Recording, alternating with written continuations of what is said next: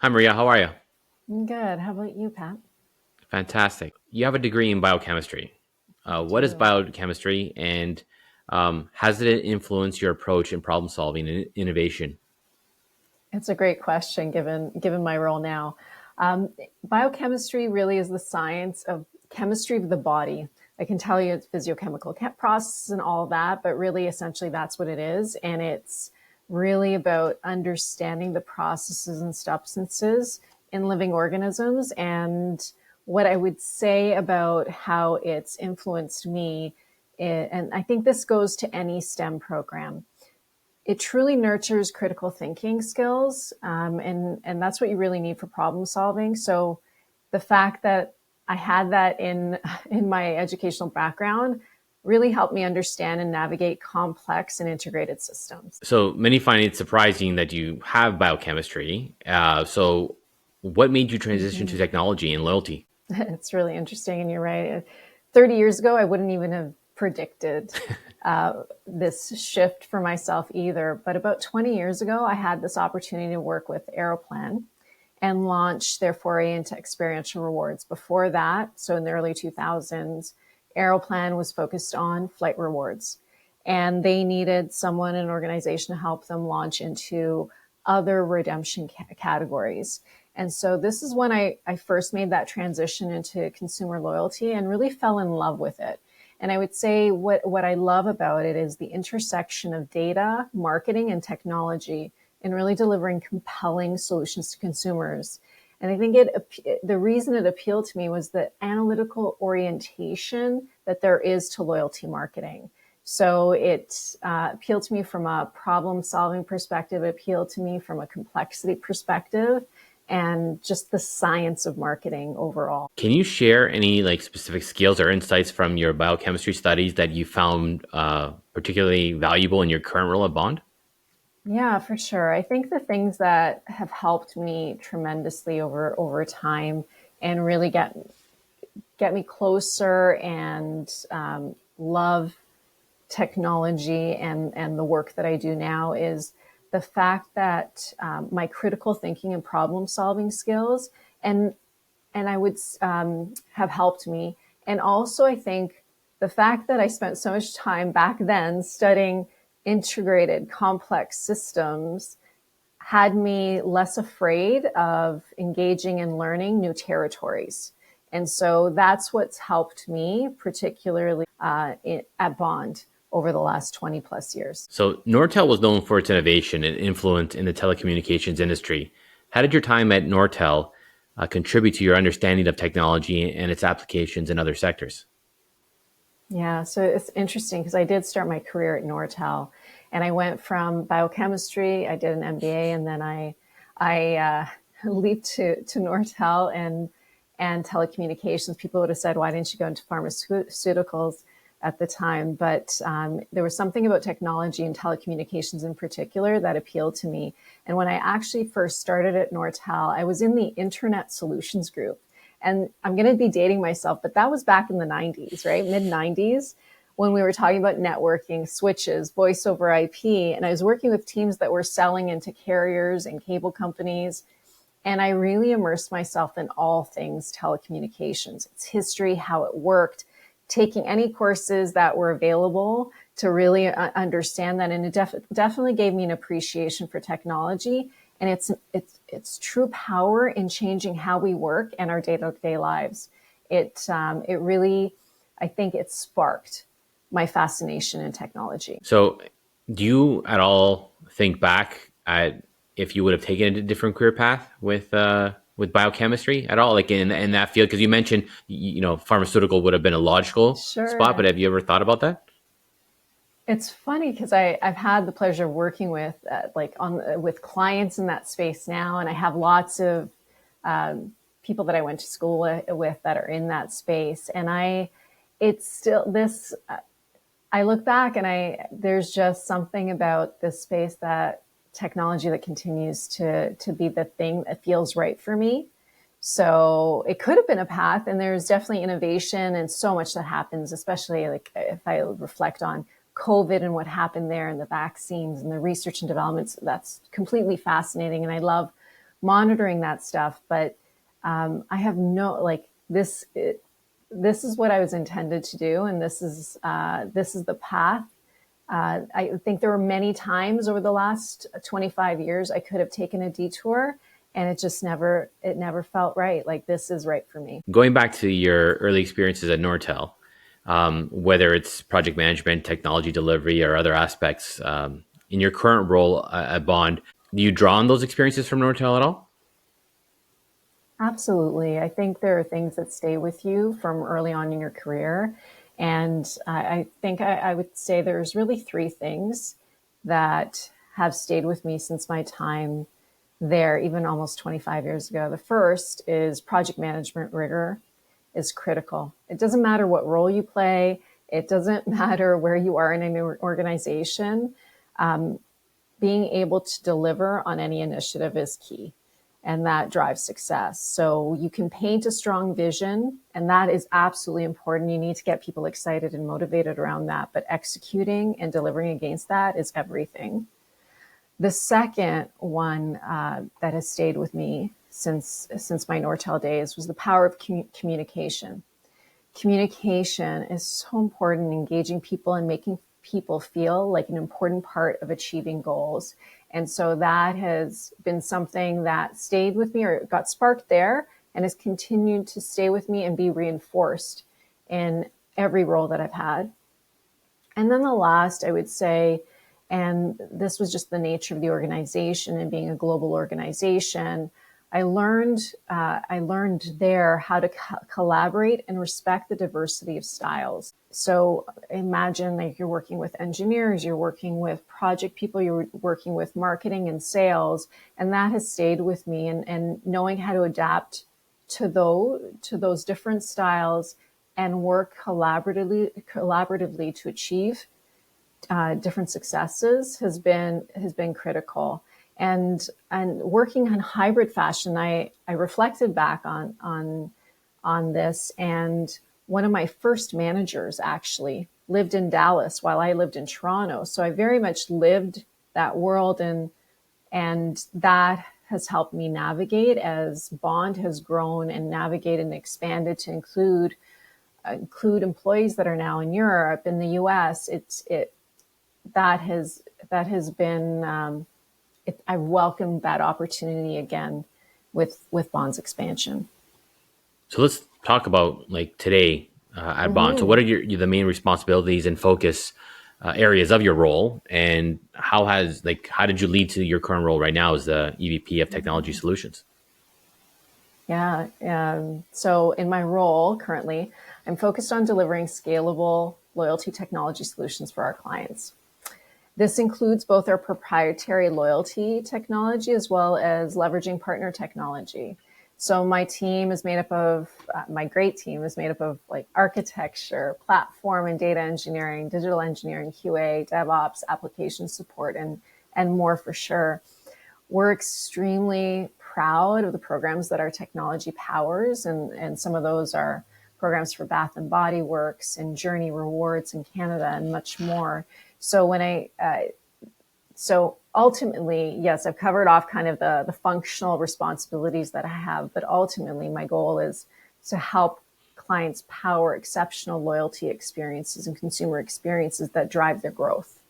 And so that's what I view my role as. And my journey at Bond has spanned a lot of different areas of the business. And I've had a lot of good fortune of being able to work with different teams, both in the client servicing side as well as the more technical side. What I valued the most, again, is being able to take all of those learnings and bring them together.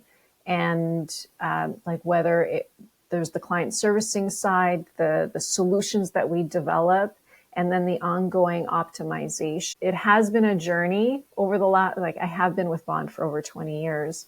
And I just continue to love the fact that we continue to have to innovate and push and stay curious and help our clients innovate. That actually leads perfectly into my next question, because I was going to ask you, like, how do you approach providing innovative, effective, secure, and scalable customer engagement and loyalty solutions to clients? Like, how do you guys set yourselves apart?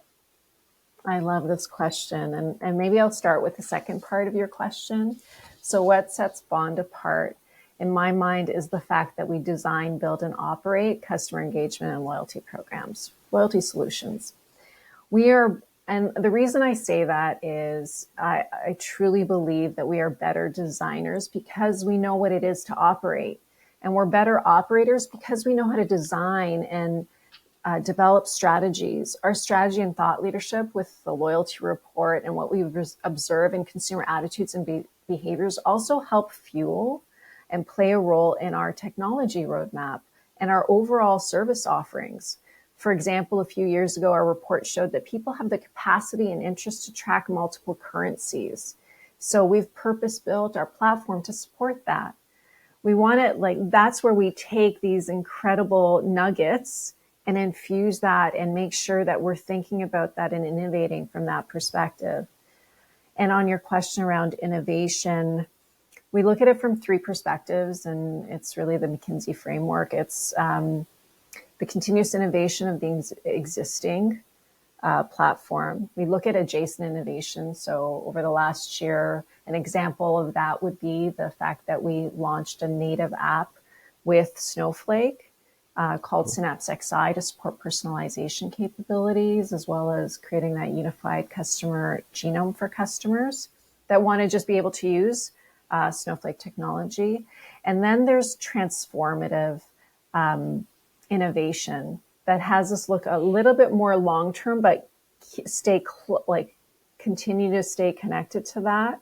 So that's something that we can talk more about later. But our innovation is really fueled by a number of things: market insights, of course, our clients, our team members. We do innovation challenges as well. So all of these things help fuel where we go from an innovation perspective. And in terms of how we ensure effective, secure, and scalable solutions, it definitely starts with a strong foundation. And we have our platform natively built in Azure, which allows us to leverage cloud scalability and security. But making that choice, I will say that that's one choice, but that's not enough. I think what we have to constantly do is we're always thoughtful about every enhancement, how it's going to be architected from a privacy and security perspective, and then what value it's going to create either our clients' users, so the marketers, or value creation for the consumer. So there always has to be a return in terms of measuring effectiveness. Effectiveness is that it's either driving growth and engagement and return for our clients, or it's driving operational efficiencies to make it easier for our clients to do more. Let's dive a little bit deeper in loyalty itself. So you mentioned this in the innovative side of it, how you were branching out the technology to manage currencies better or have that capability. Mm-hmm. So, loyalty currencies have evolved significantly over the years, from traditional point systems to more innovative approaches. How do you see loyalty currencies continuing to evolve, and what role does Bond play in shaping this evolution? Yeah, this is an important question, and you're right, a lot has evolved, and currencies have definitely evolved. And we see it in a few different ways. There is scoring that happens overtly, and there can be a financial value to it. So think of, this, I earn X number of points and then I can redeem in store for $5 or a reward or something to that effect. That's very financially connected currency. Then there's tracking currency or tracking mechanism that I would say is just a scoring that happens. So there is also the opportunity to overtly track a score that then at different thresholds allows you to unlock benefits. So whether it's status, and we see this in a lot of retail apparel or athletic companies like Nike or Adidas and things like that. So looking at other ways to unlock benefits. And then there's ways that we also want to recognize individuals for for the different activities and different ways they engage with you as a brand on a more micro level. And so making sure that we have the ability to do all those things is important, and making sure that our technology supports all those capabilities very much front and center for us, because part of our value proposition is that we want to help clients and brands create differentiated loyalty experiences. It's not about another copycat program. That's not enough. We believe fundamentally that clients need to make sure that when they're rolling out programs, whether formal or informal loyalty, that they are customer relevant, they are brand aligned, they are operationally feasible, and financially incremental. So that's why it's so important to us that we're helping provide all the potential loyalty mechanics that a client would want to be able to turn on, and then help them decide on what's right for them. So I know I deviated a little bit from your original question around currencies, but seemed connected. The other things that I see evolving here is, and this gets into where else currency is going, is partnerships. So that is another means of creating value for clients. We saw the Journey and Aeroplan launch in the fall. You see PC Optimum continuously looking at partners to bring onto the program. And so it's another way to create value for customers with an adjacent brand that makes sense. It also creates an opportunity to create zero cost rewards for a brand as well. So that's a bigger conversation. And then the last thing, and connected to partnerships, would be loyalty linking, brand to brand integrations, or even FI, integration with FI from an aggregator perspective. So that's a bigger conversation too. Let's dig a little deeper on the currency component that we just talked about. So many brands now offer their own loyalty currencies, from airline miles to retail points that we talked about. But what are the key considerations for brands in developing and managing their own loyalty currencies effectively? That's a really important question related to loyalty currencies and the considerations that you have to make between launching your own versus piggybacking off of another program. And so the considerations that someone has to have is, are you prepared to make the investments associated with managing a program in itself? Do you have the bandwidth? Does it align with the priorities that you have? There is going to be technology involved, whether you are going to be leveraging part vendor technology or you're going to be developing your own. Do you have the expertise in-house that comes along with it? Now, often if you have a robust CRM capability, it's an extension of that from a loyalty perspective, but you also have to be thinking about the financial considerations of it. Do you want to, if you are launching a currency that has a value to it, and it's not just a scoring mechanism, do you want to carry the liability associated with that currency? Oftentimes, brands will engage us to help them understand the different options available to them. So there are definitely considerations for launching your own and different costs associated with that we will often help financial model. And then on the other side is the option to leverage an existing currency that is already available in market. There's brand recognition associated with it. Can you get a halo effect from that?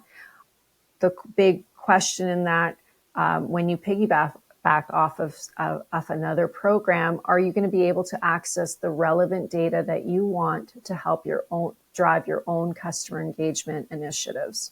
That's often the question of data is one of the biggest questions that help brands determine which path they want to go with. And what I have seen is more flexibility around that over the recent years in terms of at least getting a view to the data. But that is often a question. And so there are pros and cons for each.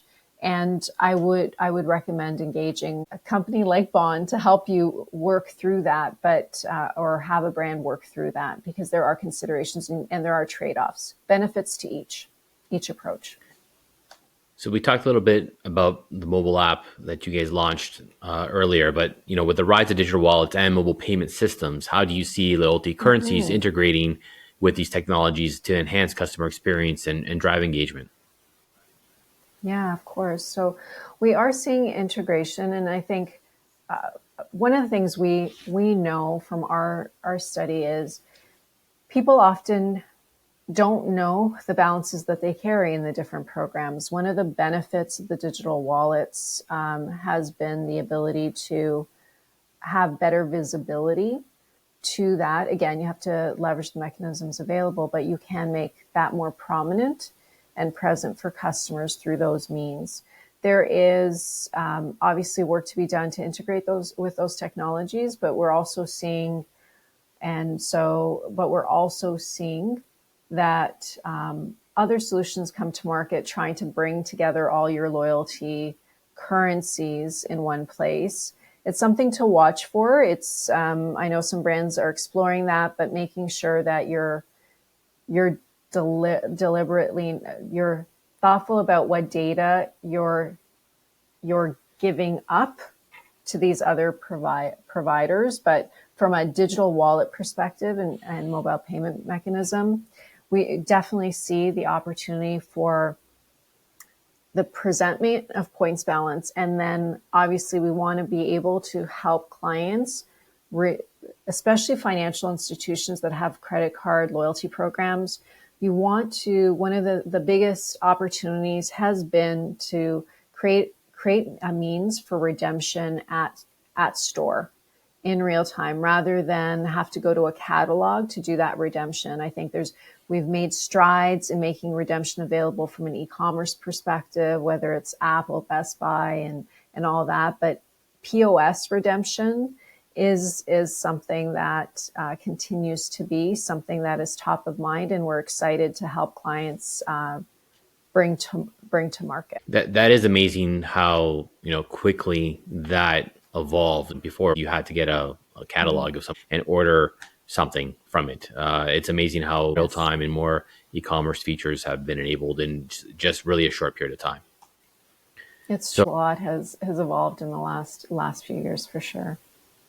we could talk about cryptocurrencies and blockchain. Cryptocurrencies like Bitcoin have gained increasingly attention in recent years.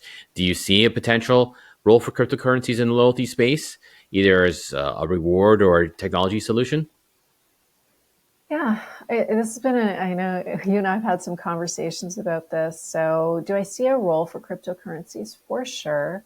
I think it can be a form of reward, and we've explored that as a redemption option. So that's probably the easiest way or entry into that space. From a technology solution, I know that there have been other players leveraging blockchain technology Yeah. for their technology solutions in terms of using cryptocurrency as a currency. It's interesting because I've always looked at loyalty as having it's a currency. It's not by definition a cryptocurrency using blockchain technology. So is there a potential role? Maybe. I haven't seen the use cases sufficiently yet, like prove that out yet. But it's something that I'm going to continue to monitor. Yeah. It seems like it's just before its time. Like the technology Mm-hmm. is just scratching the surface. And even if you were to go like, 20 some years ago, or maybe more, 24 years ago now, we talk about the dot-com boom. People weren't necessarily all bought in on the internet. We had to have Yeah, that bubble burst. It eliminated some of the people that didn't yeah, really have a proper business model and left the people in the market that had something to build upon. And I think cryptocurrencies just went through that massive cleanse that's happened over the volatility over the last couple of years. I don't know what that means. If there's going to be some, like you said, like those use cases, are there the legitimate use cases that we saw before, and maybe it's just a younger generation that'll take it upon in the next 5 to 10 years. I think there's just so many. I think the underlying technology is really interesting and is very compelling. Like, absolutely. I think and I know we'll get into innovation and technology too. So, but what I would say is blockchain is, I never like to just say, okay, blockchain, it's the latest innovation. We got to figure out how to use it to deliver on a loyalty program. I always like to think about, like, what is the problem we're trying to solve? Is there an appropriate use case for it? Then let's explore it. And how does it solve for that? And I remember when this first came out, this was when there's, I feel like it's a while now, but 10 years ago, I felt maybe 8 to 10 years ago, there was a lot of buzz around blockchain and Bitcoin, and there was discussion about how we would use it in loyalty. And so we even did some proof of concepts back then about how it would help from a points ledger perspective. And again, it didn't prove out any further efficiencies. It didn't give us any returns. It seemed very cumbersome to do the things that we already did really easily with the existing technology. So will it be something that I continue to monitor? Absolutely. Do I see that there are things to think about from a regulatory perspective that make me nervous when I think about cryptocurrency? But I know there are a lot of people that think otherwise. I look at it from the actual blockchain technology itself, from a loyalty perspective right now, and whether or not there are any use cases that it solves. Right now, I haven't seen it. It doesn't mean that it can't emerge in the future. I think actually, you know what? I would take one step back. One of the things that we have talked about as a potential opportunity for this, and maybe it's whether or not things like status, like in an airline, for instance, there might be an opportunity that you could start trading your status with someone else. So there might be elements within the loyalty program that could benefit from blockchain technology to allow for trading of things, but still that's some early thinking. Yeah, But there could be separating something there. cryptocurrencies. Yeah, separating Yes. cryptocurrencies and blockchain is Yeah. first thing we need to make clear. And the other part we talk, like, I just think it's still really early where things need to be. If we go back to the analogy again and we talk about Web 1.0 to Web 2 in Right. itself, like Yeah. the use cases really started to benefit in Web 2. Like, even though it was a novelty of, wow, Web 1, you have a website, great. It did take some pressure Mm-hmm. off by having an online presence, but really the business model, the real benefits now where e-commerce is going, that took 10, 15 years, 20 years before people really start to have that infrastructure and benefit profitably from it. Mm-hmm. It's true. There's when I think about cryptocurrency, or blockchain, there's the you can have public blockchain, you're tapping into Yep. that, or private, and there's lots of inefficiencies, there's lots of power usage cost associated with using public blockchains. And then private blockchains, there's some benefits, but again, I see value, like where I see the best scenarios of usage is the tracking, from a supply chain perspective, Yeah. incredible benefit. So it's not that there isn't a place for it. It's just, I think it's just the application of it, and I haven't seen it emerge yet, truly for loyalty. I think when the NFTs were all the rage, I do Mm-hmm. think something in that area, like either their concert tickets or whatever, I just think, again, the Yes. mechanism to have those NFTs and make them, if we go even Hard Rock cafes, like, I know there's a big culture where everyone goes to the different Hard Rock Mm. restaurants and they have buttons, and there's a community that share those buttons and they have shows where they can do it. If you were to do that in a virtual sense, I don't think it's built out yet where people could actually show off what they have, like the trade shows and stuff. There may be the virtual areas that are just being built out, but I think that's the gap that needs to close. So, because if you're going to have it of value, people want to be able to illustrate or show it or have a place where people can go to it and see it. And I don't think we've solved that properly yet. I think you're right. Let's get more into like innovations in loyalty technology. Mm. So beyond traditional loyalty currencies, what other innovative approaches and technologies do you see emerging in the loyalty space, and how do you see them reshaping or shaping, customer engagement? I love this question too. I would say, I think what we're seeing is the market saturated with copycat loyalty. We're seeing mounting complexities that marketers are having to contend with, and as well as consumers, as they're dealing with everything coming at them. We know that there's some headwinds as it relates to like in loyalty from a payments and airlines perspective. You've seen some refactoring, like people readjusting the value of their currency, readjusting status and what that looks like. We're also seeing, a move to own the known. And when I say that, it's, we're moving into a cookieless future. And so there's a recognition of the important role that loyalty and CRM play in knowing your customers.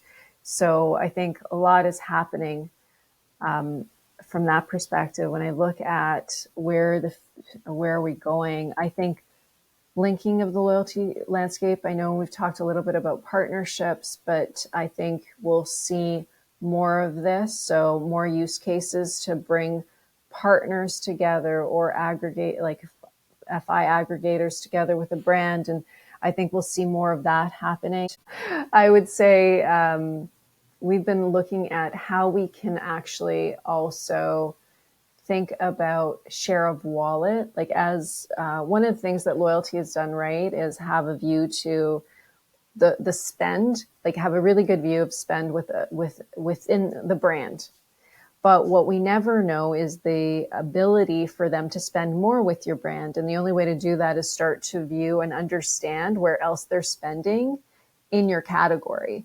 And so I think that will be an area of opportunity for us to help brands do that better so that they can understand where where there's room to drive further engagement with your customers and really prompt them. So use that information. So I think loyalty linking. The other thing I would say is partnerships.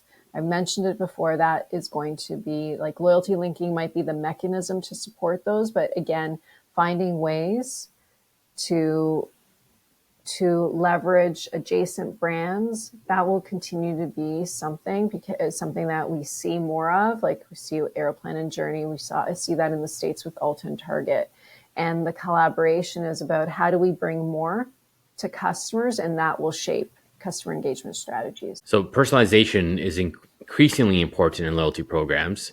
How can brands leverage data and technology to tailor rewards and offers, and their preferences effectively?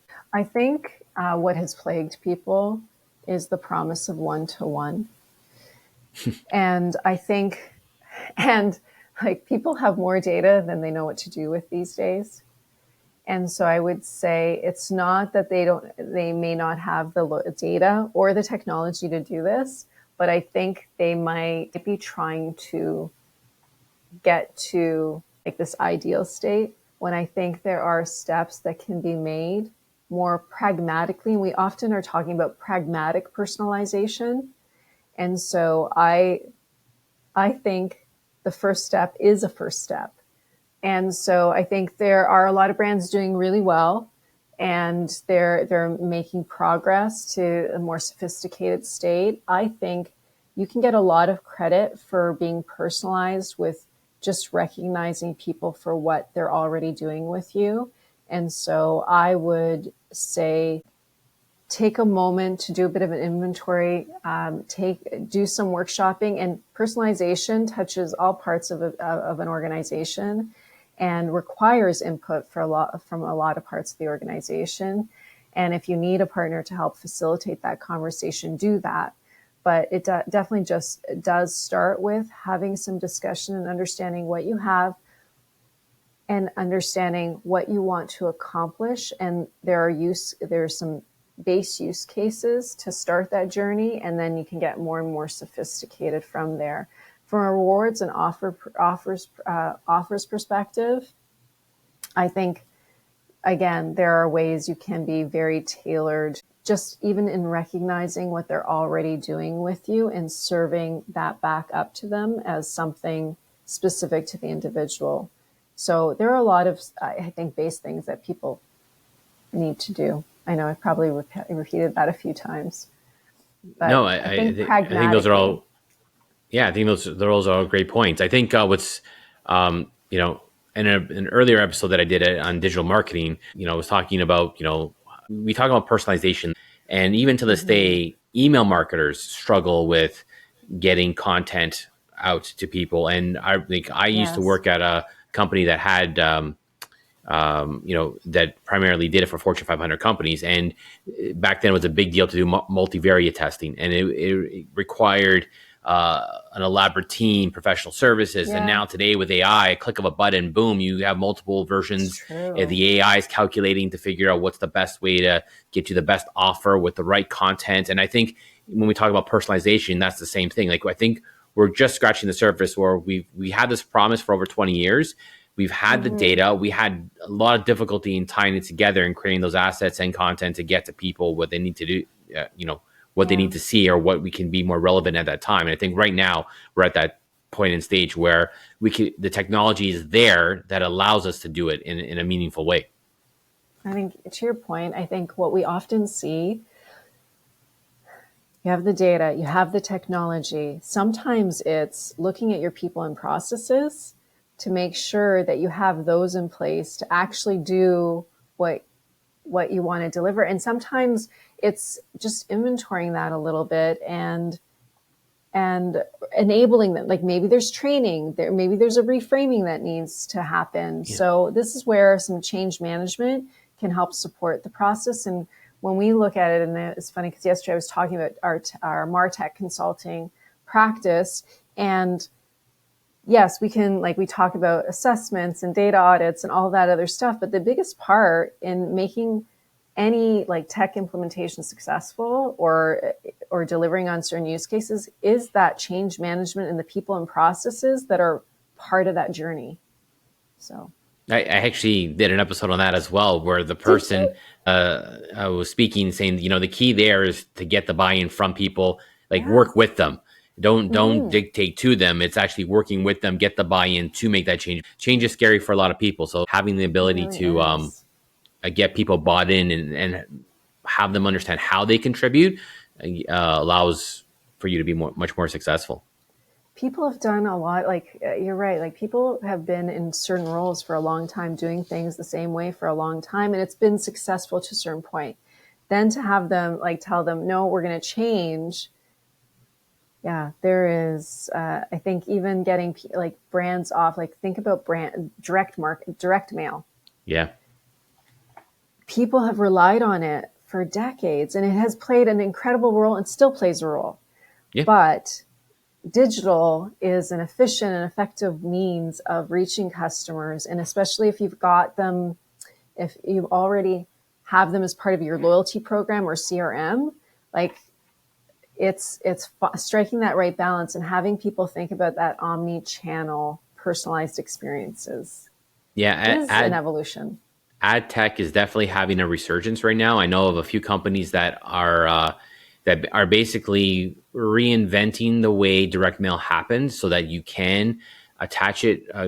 How and when you go digital and touch point in person, and the technology is so rapid now that they can identify and have a direct mail piece within 24 hours to that person, That's, along with the digital side. So that it's pretty fascinating where ad tech has come. that's amazing. So let's talk a little bit about navigating disruption and challenges, because we kind of been segueing there perfectly. But loyalty technology has undergone significant disruption over the past decade. From your perspective, what have been the most notable changes, and how has Bond adapted to these changes? Yeah, I think, yeah, there's definitely been change in the space. We've seen some consolidations in the marketplace. So certain organizations acquiring other players in the space. We've seen new entrants as well. And there's been a definite increased recognition of the importance of knowing your customers by having zero party, first party data and finding a means to recognize and engage them and meaningful ways. The other thing that we've seen also probably in the last 5 years is you've seen in the QSR space, so McDonald's and Tim's really move fast into loyalty, and from a like mobile first perspective. And so that has also seen a lot of evolution and moved the space. The way we've adapted, I would say, is staying focused on helping clients create bonds with their customers. And I know a little pun on our name, but it's really important there. And ensuring that our our technology supports them with flexible, like that we can create very unique and bespoke programs for them based on having a library of loyalty mechanics available to them. And so that has been really important to us. So that's how we've stayed focused. And then the other thing that I would say that we've been very deliberate about is to make sure that we can deliver end-to-end solutions from a customer engagement perspective. And that's not necessarily through our own technology. It is very much in partnership with other technologies. And so creating that partner ecosystem to help with that has been really important. So that's how we've been focused on staying on pace or staying ahead in the market. So you kind of talked about this a little bit earlier when we were talking about, emerging technologies, and, it's not just about taking whatever's out there and putting it out into the Mm-hmm. market. It's about understanding the, what value or what are you approving with the emerging technology. So then how do you balance leveraging emerging technologies and industry trends with ensuring that loyalty solutions remain relevant and effective for clients? Yeah, I think it keeps coming back to use cases, and I always think about when I think about emerging technologies, like we see with Web3, when we look at AR, VR, and the applications. Like, so those are just some of the examples. It's thinking about, like, we have to be aware of them, we have to think about them, and we have to actually we have to understand where they fit and where they don't fit. So that's always an important part of, like, we owe that to our clients to have that familiarity and awareness. And then it's, again, looking at the priorities and our roadmap and what we're trying to deliver. We can always adjust and reprioritize if we see something that, like, this is the thing that's going to, again, drive value to our clients or their engagement goals. Like, when we think about our vision for, or our priorities kind of fall into four buckets. One is making sure that we're able to help our clients activate on the data that we're collecting on their behalf.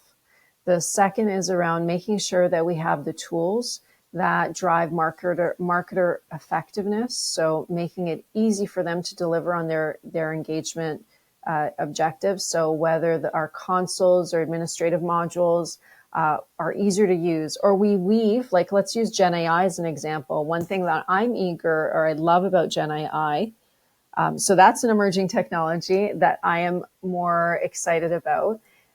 That's where I see an opportunity to help us make it easier for our marketers to use our administrative tools. So that's where I'm going to, like, when an emerging technology actually matches well to one of our priorities, that's where we will go further on it.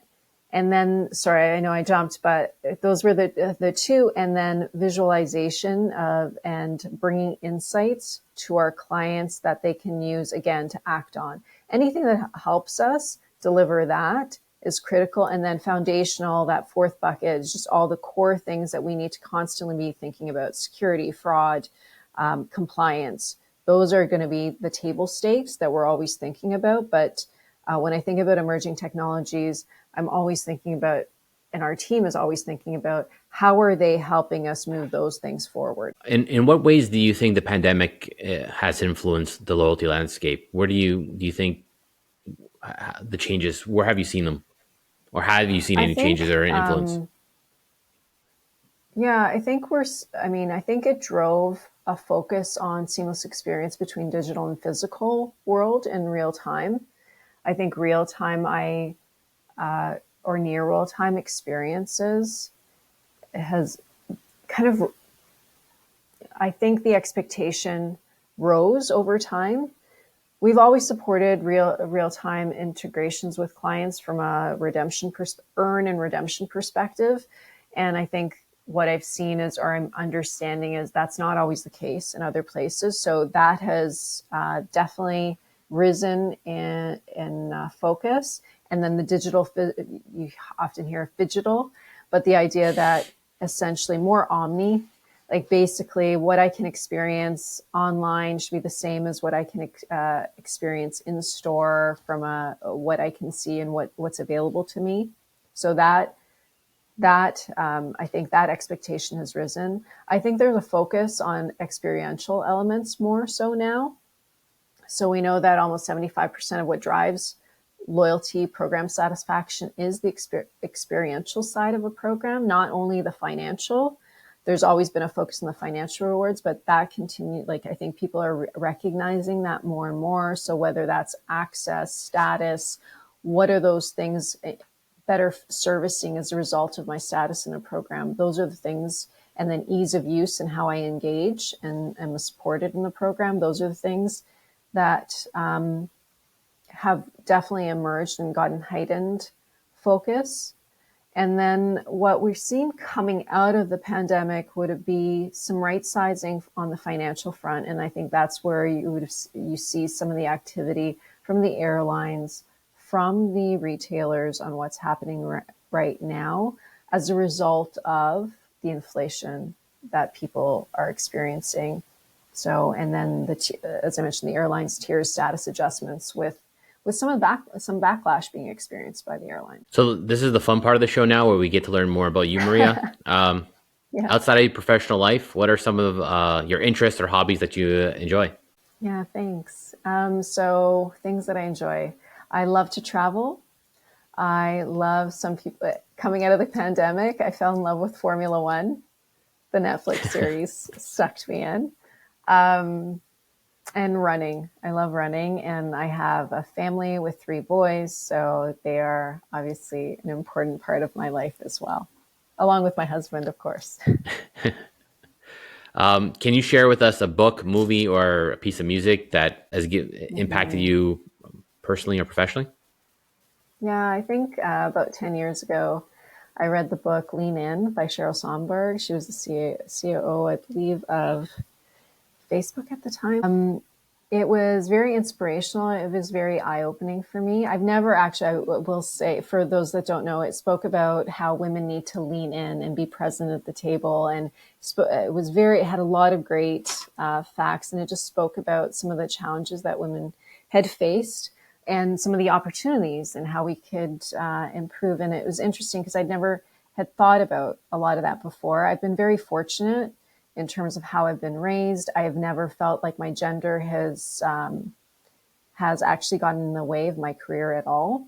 I've been supported both personally and professionally from that perspective, but it was just it was an interesting perspective, and it was interesting to see perhaps how I behaved or how I operated just by default in some instances. So it did make an impact on me and help me understand things a little differently. And then a few years ago, with some inspiration from some younger women in our organization, I helped with the launch of the Bond Women's Network. So and so I feel I feel it's very important for me to help support the continued growth and growth of women in the workspace and working alongside men and helping to shape that. So, What does a typical day look like? And do you have any particular routines or habits that help you stay focused and productive? yeah, so this is a good question too. So routine. So right now, I will say, I spend a lot of time with people, my people within the business and clients, and I do love that. So my typical day does involve a lot of meetings and interactions, and so And it really is about helping to move things forward. In terms of habits and things that are important to me, constant learning is really important. So one of the things that I'm doing right now, I've been doing for the last 6-7 months, is I've been participating in the Wharton CTO executive program, and it's given me an opportunity to interact with over 100 individuals and leaders at a lot of different brands around the world. So that's how I spend a portion of each week these days, learning, doing assignments, all of that stuff. And then the other part, the other things that are important to me is making sure I have time for my family.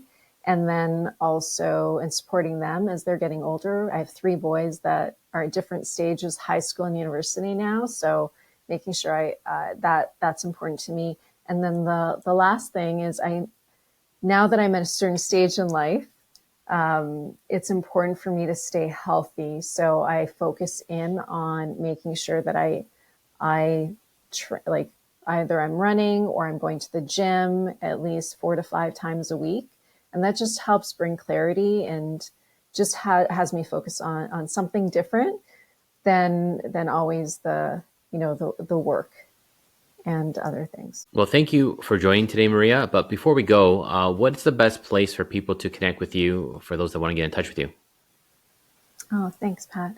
I would say sending me an email is probably the easiest thing. And it's Maria at bondbl.com.